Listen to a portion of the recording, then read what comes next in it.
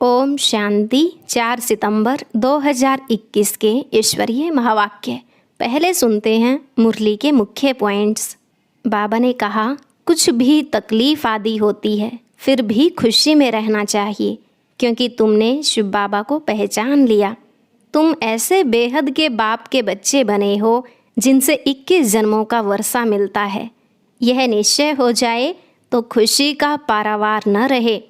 मुझ पतित पावन बाप को याद करने से ही तुम पावन बनेंगे, और कोई उपाय नहीं। बस याद करो और दूसरों को रास्ता बताते रहो। पहले पहले सबको 2 बाप का परिचय देना है। सीधा यह नहीं कहना चाहिए कि भगवान आया हुआ है, युक्ति से समझाना है। ऐसा कोई उल्टा कार्य नहीं करना जिससे सर्विस में ढीलापन आए। कभी विघ्न रूप नहीं बनना। जो भी आकर यह नॉलेज सुनते हैं वह असुर से बदल देवता बन जाते हैं। यह ज्ञान है ही देवता बनने के लिए। अब तुम्हें 5 विकारों पर जीत पानी है। फिर बाबा ने कहा, अच्छे अच्छे बच्चे भी इतना याद में नहीं रहते। याद न होने के कारण उल्टे कार्य करते हैं। अगर लक्षण नहीं सुधरेंगे तो वह सर्विस में भी उछल नहीं सकते। अब इस दुनिया का केस बहुत होपलेस है। यह खत्म होने वाली है। इससे ममत्व मिट जाना चाहिए। मेरा तो एक शिव बाबा, दूसरा ना कोई। यह पुरुषार्थ करना है।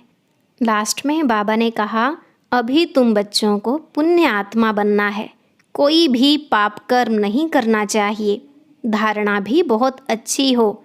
बगैर छुट्टी लिए कोई चीज़ उठाना या खाना, यह भी बहुत गुप्त पाप है। अब सुनते हैं महावाक्यों को विस्तार से। मुरली का सार। मीठे बच्चे, अभी इस दुनिया का होपलेस केस है।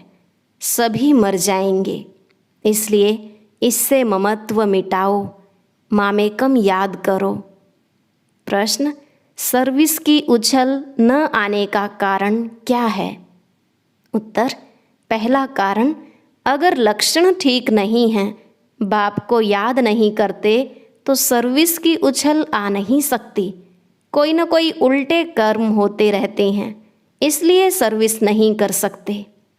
दूसरा कारण, बाप का जो पहला डायरेक्शन है, आप मुए मर गई दुनिया, इसे अमल में नहीं लाते। बुद्धि देह और देह के संबंधों में फंसी हुई है तो सर्विस कर नहीं सकते। गीत। ओम नमो शिवाय। ओम शांति। अब यह भक्ति मार्ग का गीत सुना। शिवाय नमः कहते हैं। शिव का नाम घड़ी घड़ी लेते हैं। रोज शिव के मंदिर में जाते हैं, और जो त्योहार हैं वह वर्ष वर्ष मनाते हैं। पुरुषोत्तम मास भी होता है, पुरुषोत्तम वर्ष भी होता है। शिवाय नमः तो रोज कहते रहते हैं। शिव के पुजारी बहुत हैं। रचयिता है शिव, ऊंच ते ऊंच भगवान। कहते भी हैं पतित पावन परमपिता परमात्मा शिव है। रोज पूजा भी करते हैं। तुम बच्चे जानते हो, यह संगम युग है, पुरुषोत्तम बनने का युग।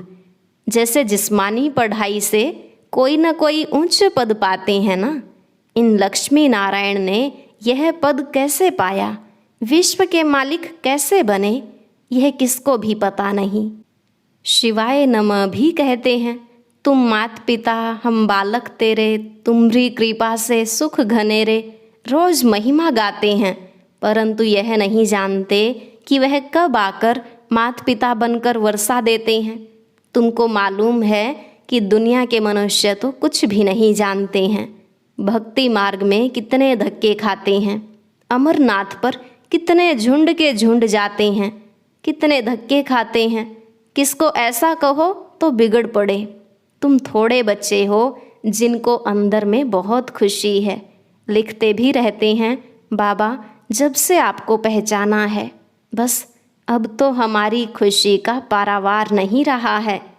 कुछ भी तकलीफ आदि होती है फिर भी खुशी में रहना चाहिए। हम बाप के बने हैं, यह कभी भूलना नहीं चाहिए। तुम बच्चे जबकि जानते हो हमने शिव बाबा को पाया है, तो खुशी का पारावार नहीं रहना चाहिए। माया घड़ी घड़ी भुला देती है। भल लिखते हैं हमको निश्चय है, बाबा को हम जानते हैं, फिर भी चलते चलते ठंडे पड़ जाते हैं। 6-8 मास 2-3 वर्ष आते नहीं तो बाबा समझ जाते हैं, पूरा निश्चय बुद्धि नहीं है, पूरा नशा नहीं चढ़ा है। ऐसा बेहद का बाप जिससे 21 जन्मों का वर्षा मिलता है। निश्चय हो जाए तो बहुत खुशी का नशा रहना चाहिए। जैसे किसके बच्चे को राजा गोद में लेने चाहते हैं, बच्चे को मालूम पड़ जाता है कि हमारे लिए ऐसी बातचीत हो रही है कि राजा चाहता है इस बच्चे को हम वारिस बनाएं, तो बच्चे को बहुत खुशी होगी ना। मैं राजा का बच्चा बनता हूँ। वह गरीब का बच्चा साहूकार की गोद लेते हैं तो बहुत खुशी होती है ना। जान जाता है कि मुझे फलाना एडॉप्ट करते हैं तो गरीबी का गम भूल जाता है। वह तो है फिर भी एक जन्म की बात। यहाँ बच्चों को खुशी रहती है 21 जन्म वर्षा लेने की। बेहद के बाप को याद करना है और फिर दूसरों को रास्ता बताना है। शिव बाबा पतित पावन आया हुआ है, समझाते हैं तुम्हारा मैं बाप हूँ। ऐसे कोई मनुष्य नहीं कह सकते कि मैं तुम्हारा बेहद का बाप हूँ।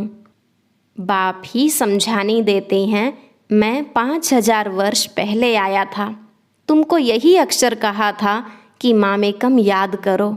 मुझ पतित पावन बाप को याद करने से ही तुम पतित से पावन बनेंगे, और कोई भी उपाय नहीं है पतित से पावन बनने का। पतित पावन है ही एक बाप। कृष्ण को भगवान नहीं कह सकते। गीता का भगवान एक पतित पावन पुनर्जन्म रहित है। पहली पहली बात यह लिखाओ। बड़े बड़े आदमियों की लिखत देखेंगे तो समझेंगे ठीक है, कोई साधारण आदमी का देखेंगे तो कहेंगे ब्रह्मा कुमारियों ने इनको जादू लगा दिया है तब लिखा है। बड़े आदमी के लिए ऐसा नहीं कहेंगे। तुम कुछ भी कहते हो तो समझते हैं छोटा मुख बड़ी बातें बनाती हैं कि भगवान आया हुआ है। ऐसे तुम बच्चों को सिर्फ कहना नहीं है कि भगवान आया हुआ है, इससे तो कोई समझेंगे नहीं और ही हंसी करेंगे। यह तो समझाना है कि 2 बाप हैं। पहले से ही फट से सीधा कहना नहीं है कि भगवान आया हुआ है, क्योंकि आजकल दुनिया में भी भगवान कहलाने वाले बहुत हो गए हैं। सब अपने को भगवान का अवतार समझते हैं। तो युक्ति से 2 बाप का राज समझाना चाहिए। एक है हद का बाप, दूसरा है बेहद का बाप। बाप का नाम है शिव, वह सब आत्माओं का बाप है। तो जरूर बच्चों को वर्षा देते होंगे, शिव जयंती भी मनाते हैं। वही आकर स्वर्ग की स्थापना करते हैं, तो जरूर नर्क का विनाश होना है। उसकी भी निशानी यह महाभारत लड़ाई है। बाकी सिर्फ भगवान आया है यह कहने से कोई समझेंगे नहीं, ढिंढोरा पीटते रहते हैं।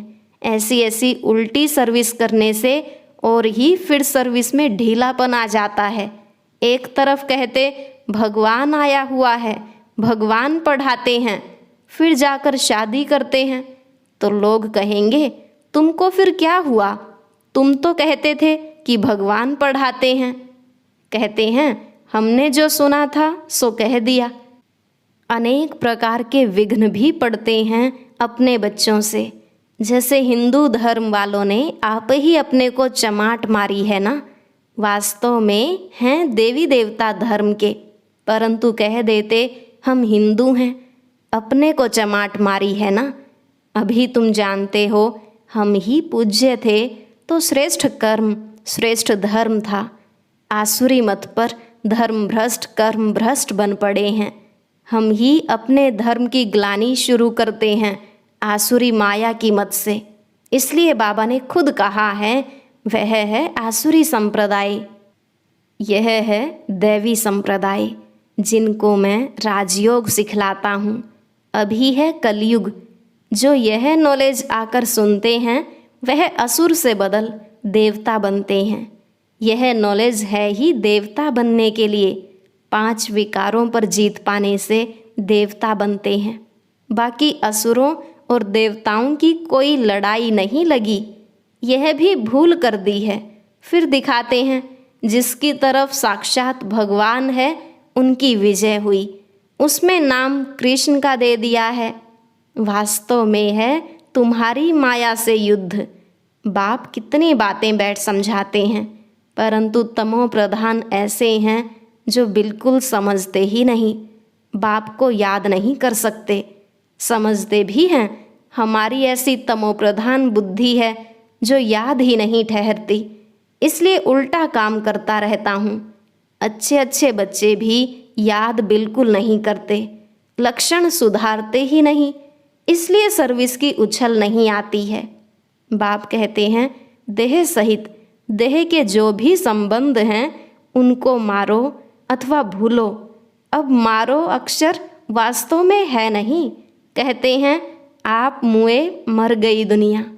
यह बाप बैठ समझाते हैं, बुद्धि से भूल जाना है। जबकि तुम हमारे बने हो तो इन सब को भूलो, एक बाप को याद करो। जैसे कोई बीमारी का होपलेस केस हो जाता है तो फिर उससे ममत्व मिटाना होता है। फिर उनको कहते हैं राम राम कहो। बाप भी कहते हैं इस दुनिया का केस बहुत होपलेस है, यह खत्म होनी ही है, सब मर जाएंगे, इसलिए इससे ममत्व मिटाओ।